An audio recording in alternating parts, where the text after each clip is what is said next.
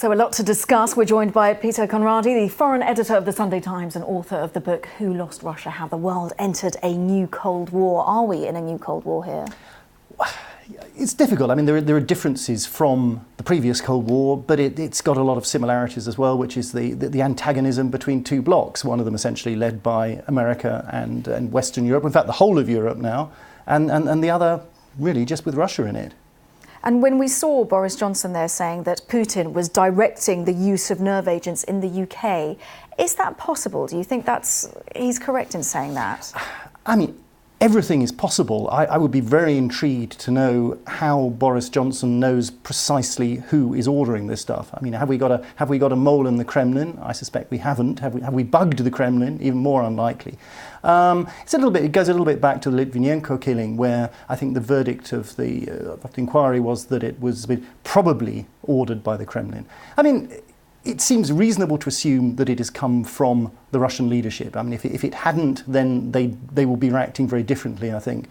But it's not. The kind of the whole situation around Putin is quite vague to try to work out exactly who is doing what when. You know, is this something he's directly ordered? Is this something that someone in his entourage has done, thinking he wants it or it'll somehow help him? Or is it kind of rogue elements within the security services out for revenge?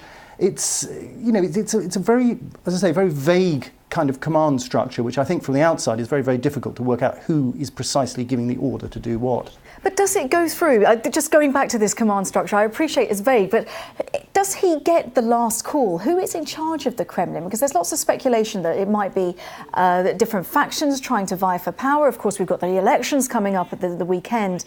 Undoubtedly, Putin will win, but arguably the turnout is all key in that respect. But what is going on in the Kremlin? Well, again, it's very difficult to tell. I mean, what do we know? We know that Putin, after coming to power, cleared out all the previous people who'd been around Boris Yeltsin, but that was a long, long time ago. That was back in 2000. In the meantime, he's surrounded himself with loyalists, people who are all there by virtue of having been appointed by him. It's a presidential system. They're all his people.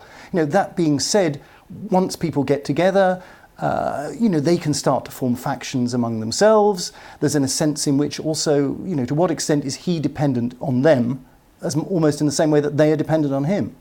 Is there, if you hear some speculation that Putin is possibly a puppet in all of this, is there any reality in that? I think that's a little bit of an exaggeration to call him a puppet, but I think he's not as all-powerful as he's often depicted. I mean, this is an argument that's often put forward by Mikhail Khodorkovsky, the oligarch who lives in exile in Britain, who's suggested that he's not fully in control. I think one problem that Putin does face is he doesn't really have an exit strategy at some point in the future. But he's just about to stand for election. He's hoping for another 6 years, so that's a long way down the line. So is the timing of what's going on here, is that quite important, that he's trying to show himself as a pretty strong leader here? Well, let's say it's quite convenient, as I think the Russians would put it. It's not a coincidence that it's come out now. And he's certainly milking it for everything he can get. Peter Conradi, author of Who Lost Russia, thank you very much for your expertise. Brilliant insight. Thank you.